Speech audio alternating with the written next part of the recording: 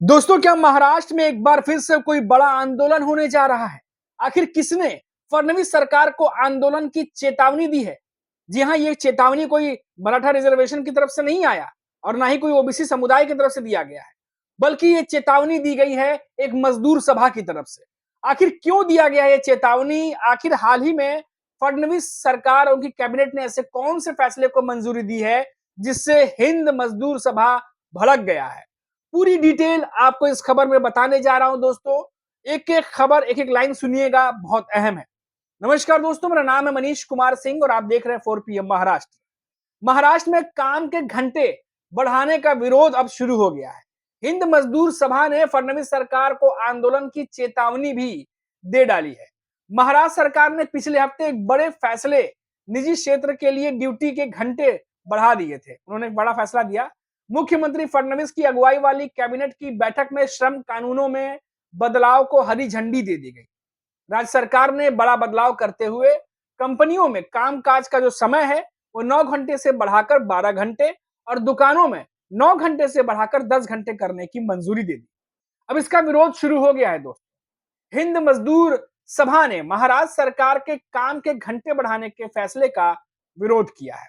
संगठन ने कहा कि अगर इसे वापस नहीं लिया गया तो विरोध प्रदर्शन करेंगे। गौरतलब है कि जब सरकार ने काम के घंटे बढ़ाए थे तो कहा था कि इससे उद्योगों को सुविधा होगी और मजदूरों को कानूनी रूप से अतिरिक्त आय का अवसर मिलेगा।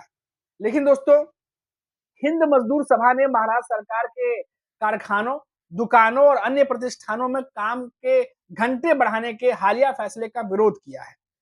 आपको पता है, एजेंसी है पीटीआई, उनकी एक रिपोर्ट आई है, उसके अनुसार यूनियन ने चेतावनी दी है कि अगर इस कदम को तुरंत वापस नहीं लिया गया तो वे राज्यव्यापी विरोध प्रदर्शन शुरू कर देंगे। हिंद मजदूर सभा की महाराष्ट्र परिषद के महासचिव हैं संजय वाधवकर। उन्होंने फैसले को मजदूर विरोधी बताया और कहा कि यह वास्तव में मजदूरों के शोषण को वैध बना देगा। उन्होंने श्रम विभाग के कर्मचारियों की कमी की आलोचना की, जो उनके अनुसार मौजूदा श्रम सुरक्षा का अनुपालन सुनिश्चित करने के लिए पहले से ही अपर्याप्त है। आपको बता दें दोस्तों कि ये भी कहा जा रहा है कि कॉर्पोरेट को मुनाफा देने के लिए सब किया गया है, उनको बढ़ावा मिलेगा। वाधवकर ने कहा है कि यह फैसला केंद्र सरकार के दबाव में ट्रेड यूनियन जो है उनसे परामर्श किए बिना लिया गया है। इसका स्पष्ट उद्देश्य है मजदूरों के स्वास्थ्य अधिकारों की कीमत पर कॉर्पोरेट मुनाफे को बढ़ावा देना।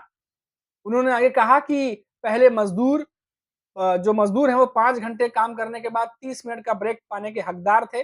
नए नियम के तहत ये केवल 6 घंटे काम करने के बाद ही मिलेगा। ये मौजूदा सुरक्षा उपायों पर सीधा हमला है। महाराष्ट्र मंत्रिमंडल ने 3 सितंबर को कारखाना अधिनियम 1948 और महाराष्ट्र दुकान एवं प्रतिष्ठान, जो किस्म की रोजगार एवं सेवा शर्तें जो विनियम है, उनके अधिनियम 2017 में संशोधन को मंजूरी दे दी। अब दोस्तों, इससे धीरे-धीरे जो चीजें हैं वो बिगड़ती जा रही हैं। इन संशोधनों के साथ कारखाना मजदूरों के दैनिक कार्य घंटे 9 घंटे से बढ़ाकर 12 घंटे हो सकते हैं। विश्राम का जो अवकाश होता था पहले 5 घंटे के बाद अब 6 घंटे हो जाएंगे।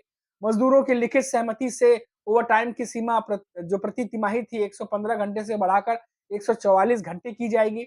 साप्ताहिक कार्य घंटे जो है वो 10 साढ़े 10 घंटे से बढ़ाकर 12 घंटे हो जाएंगे। 20 या उससे अधिक कर्मचारियों वाली जो दुकानें हैं उसके लिए जो बदलाव के तहत जो 9 घंटे हैं उससे बढ़ाकर 10 घंटे हो जाएंगे। ओवर टाइम की सीमा 125 घंटे से बढ़ाकर 144 घंटे हो जाएगी और आपातकालीन ड्यूटी के घंटे 12 घंटे तक हो जाएंगे। तो ये पूरी चीजें जो है दोस्तों, अब मजदूर संघ जो है, मजदूर सभा जो है वो अपने फेवर में नहीं मान रहा। लेकिन राज्य सरकार क्या कहती है? राज्य सरकार का दावा है कि ये बदलाव एक केंद्रीय कार्यबल की सिफारिशों के अनुरूप है और इसका उद्देश्य महाराष्ट्र को कर्नाटक, तमिलनाडु, तेलंगाना, उत्तर प्रदेश और त्रिपुरा सहित अन्य राज्यों के अनुरूप लाना है, जिन्होंने पहले से ही इस तरह के सुधारों को अपना लिया है। हालांकि हिंद मजदूर सभा के प्रमुख वाधवकर ने जोर देकर कहा कि जब तक यह निर्णय वापस नहीं लिया जाता तो अन्य ट्रेड यूनियनों के साथ मिलकर पूरे महाराष्ट्र में विरोध प्रदर्शन करेंगे। मजदूर सभा के बयान पर सरकार की प्रतिक्रिया सामने आई है। ऐसे में जब स्थानीय निकाय के चुनाव होने वाले हैं तब यह मुद्दा राजनीतिक तौर पर भी तूल पकड़ सकता है। अब दोस्तों, ये तूल इसलिए पकड़ सकता है, आप समझिए इस बात को, कि जो राज्य सरकार ने ये जो बिल पास किया है, अब देखिए पहले से ही बहुत सारे नियम तय हैं, चाहे वो प्राइवेट सेक्टर हो, चाहे जिन भी दुकानों की बात की जा रही है। हर जगह के लिए सरकार ने नियम बनाया है, लेकिन क्या उन नियमों का पालन पहले से हो रहा है? कई जगह पर देखा जाता है दोस्तों कि कई जगह पर कि जहाँ एक आदमी जो है वो 4-4 लोगों का काम कर रहा है, ओवरटाइम कर रहा है और जब ओवरटाइम नहीं भी कर रहा है तो 9 घंटे में भी वो 3-3 4-4 लोगों का काम कर रहा है। वर्क कल्चर जो नियम बनाए गए हैं उसके अनुसार नहीं है। किसी-किसी जगहों पर बहुत टॉक्सिक वर्क कल्चर होता है। तो जो नियम बने हैं उनके नियम के तहत सरकार क्या कार्रवाई करती है? या जो लोग काम के प्रेशर पर अक्सर आप सुनते होंगे बहुत सारे लोगों की सेहत खराब हो जाती है, उसके लिए सरकार क्या करती है? फिर ये जो नियम बनाए जा रहे हैं, ये नियम सही तरीके से पालन होंगे कि नहीं होंगे इसकी कोई गारंटी है? सरकार ने नियम बनाए हैं नियम जो है कैबिनेट में मंजूरी दे दी गई है।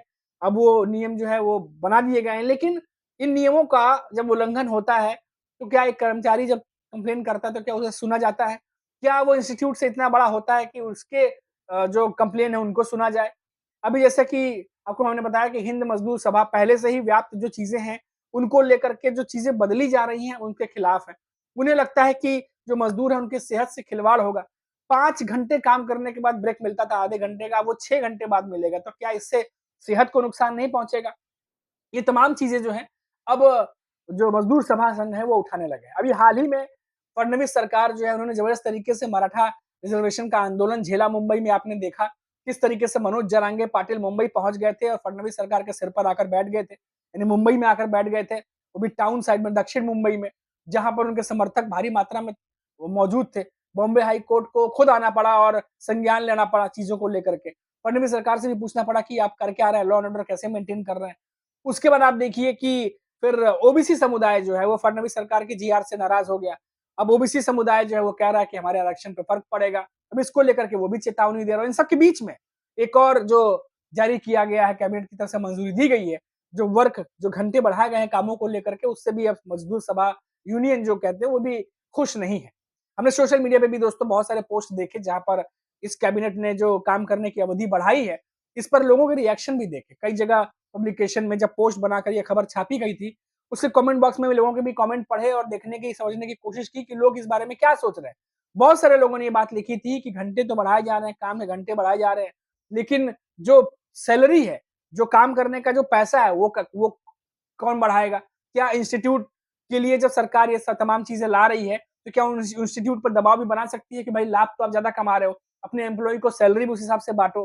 कई सारे लोगों ने इस तरीके के कुछ जमीनी लेवल पर जो आमतौर पर एम्प्लॉय या रोजगार के लोगों से जुड़ा होता है, ऐसे बुनियादी सवाल पूछे, जिसको देखकर ये साफ लग गया कि भले ही कैबिनेट ने इसको मंजूर कर लिया हो, पर अभी भी बहुत सारे लोग हैं जो पूरी तरीके से इसके साथ में या समर्थन में नहीं है।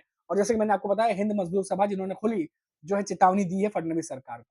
अब देखते हैं कि क्योंकि मंजूरी मिल चुकी है, ऐसे में वापस नहीं होता, तो बिल्कुल साफ तौर पर दिख सकता है कि अब आने वाले समय में कोई बड़ा आंदोलन फिर से खड़ा हो सकता है। अभी के लिए इतना ही। आप देखते रहिए 4 पीएम महाराष्ट्र, लौटेंगे तो बात करेंगे फिर किसी बड़ी खबर पर। नमस्कार।